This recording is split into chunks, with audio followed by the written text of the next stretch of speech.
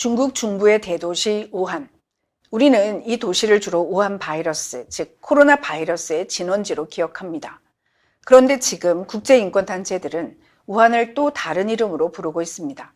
중국 최대의 장기 이식 거점이자 대규모 생체 장기 적출 의혹의 심장부. 오늘은 국제조사단체가 공개한 보고서를 바탕으로 우한에서 벌어지고 있는 비정상적인 장기 공급 의혹을 살펴보겠습니다. 중국 공산당의 파룬궁 탄압을 추적해온 국제조직 파룬궁 박해 국제추적조사기구. 이 단체는 최근 우한 생체 장기 적출의 검은 산업망이라는 보고서를 발표했는데요. 보고서의 핵심 주장 중 하나, 우한을 중심으로 파룬궁 수련자들을 노린 장기 적출 범죄가 장기간 조직적으로 지속돼 왔다라는 겁니다. 조사 방식은 단순하면서도 직설적이었습니다. 수년 동안 우한의 주요 병원들에 직접 전화를 걸어 장기 이식 가능 여부와 대기 기간, 장기 출처를 문의했는데요. 동제병원, 우한시어병원, 후베이성 인민병원, 우한대 중남병원, 군병원인 중부정부 총병원까지 우한의 핵심 이식센터들이 모두 조사 대상에 올랐습니다. 그 결과 드러난 사실, 우한의 장기 이식 건수는 매우 많고 대기 기간은 비정상적으로 짧았는데요. 그리고 일부 병원에서는 파룬궁 수련자의 장기를 사용한다라는 정황이 포착됐고요. 우한은 원래 중국 중부의 의료교통 거점 도시입니다. 상위권 의료시설이 밀집해 있고 고속철, 항공망, 군 의료체계가 교차하는 곳이죠. 이 때문에 우한은 중국 최대 장기 이식 단지로 기능하고 있는데요. 동제병원은 오랜 기간 신장 이식 전국 1위, 간 이식 5위, 심장 이식 3위 규모를 자랑해왔습니다. 우한 셰어병원 역시 2022년 기준 누적 심장 이식 수술 900건 이상, 소아 심장 이식만 100건이 넘는 것으로 조사됐고요. 그런데 이 엄청난 수술 건수 뒤에는 이상한 특징이 하나 있습니다. 대기 시간이 너무 짧다는 겁니다. 보고서에 따르면 우한 셰어병원은 하루에 소아 심장 이식 수술을 3건 동시에 진행한 적이 있고 단 13일 만에 심장 공여자 4명을 확보한 사례도 있습니다. 선진국 어디에서도 보기 힘든 속도인데요. 이는 중국 전역에 걸쳐 장기를 신속하게 공급하는 체계, 즉 전국 단위의 장기 공급망이 존재한다는 방증이라는 분석이 나옵니다. 중국 당국은 2015년 장기 이식 제도를 인민의 자발적 기증에 기반한 체계로 전환했다라고 선언했습니다.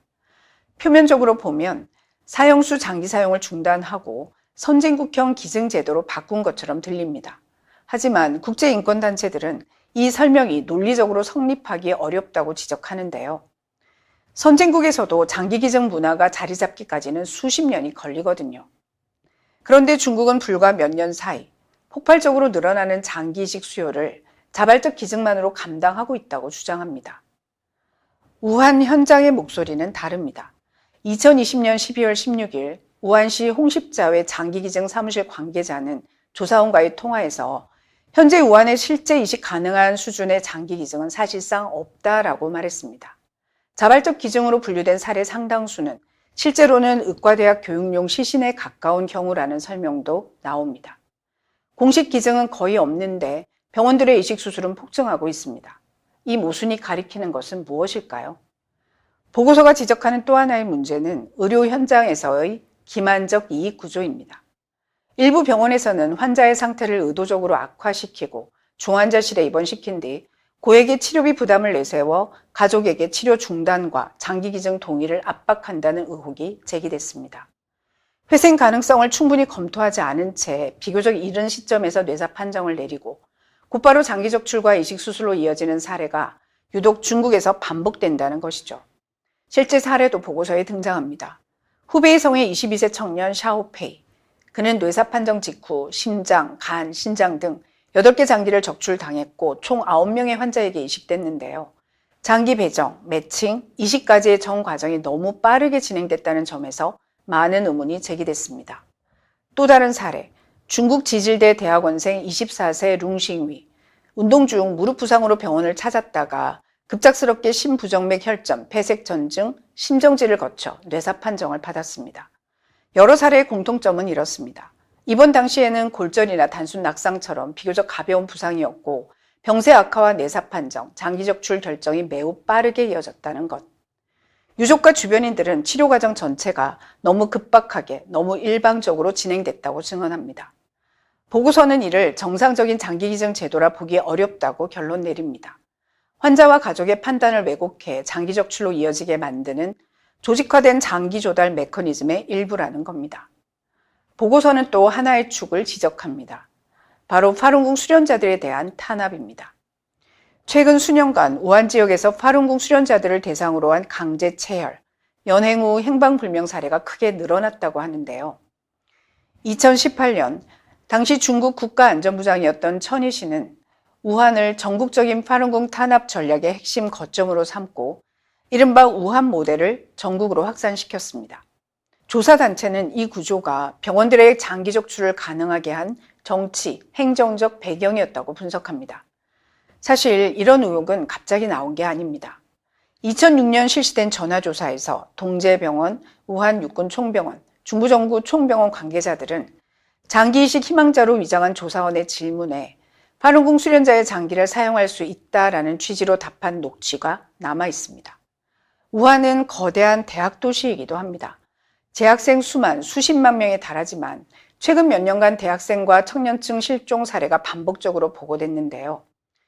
실명까지 확인된 실종자들이 존재하지만 경찰은 사실상 수사를 하지 않았고 공개적인 설명도 거의 없었습니다. 국제조사단체들은 대규모 장기이식 산업, 지속적인 장기 공급 수요, 그리고 미해결 실종 사건이 한 지역에 겹쳐 있다는 점에 주목합니다. 병원들이 장기이식으로 거둬들이는 수익은 상상을 초월하는데요. 후베이성 기준으로 장기 확보 수수료만 심장, 폐 각각 7만 위안, 간 26만 위안, 신장 20만 위안 수준입니다. 동제병원처럼 매년 수천 건의 신장 이식을 시행하는 병원은 수억 위안, 우리 돈으로 수천억 원대의 수익을 올릴 수 있다는 계산이 나옵니다. 보고서는 중국의 장기이식 산업이 1999년 파룬궁 탄압 이후 폭발적으로 성장했다고 결론 짓습니다. 처음에는 사형수의 장기를 사용한다고 했다가 나중에는 자발적 기증이라고 설명을 바꿨지만 실제 기증 규모로는 폭증하는 이식 수요를 도저히 감당할 수 없다는 것이죠. 그래서 보고서는 이렇게 말합니다. 필요에 따라 사람을 살해할 수 있는 거대한 생체 장기 공급원이 존재할 수밖에 없다. 그 주요 대상은 파룬궁 수련자였고 최근에는 일반 시민으로까지 확대되고 있다. 우한은 단지 하나의 도시가 아닙니다. 의료, 군, 교통, 행정 그리고 정치가 한데 얽혀 있는 장기이식 허브입니다. 그리고 지금 그 도시를 둘러싼 숫자와 증언, 실종 기록과 병원 실적은 한 가지 질문을 우리에게 던지고 있습니다. 이 장기들은 도대체 어디에서 온 것인가? 이 질문에 대한 진실을 밝히는 일은 우한만의 과제가 아닙니다.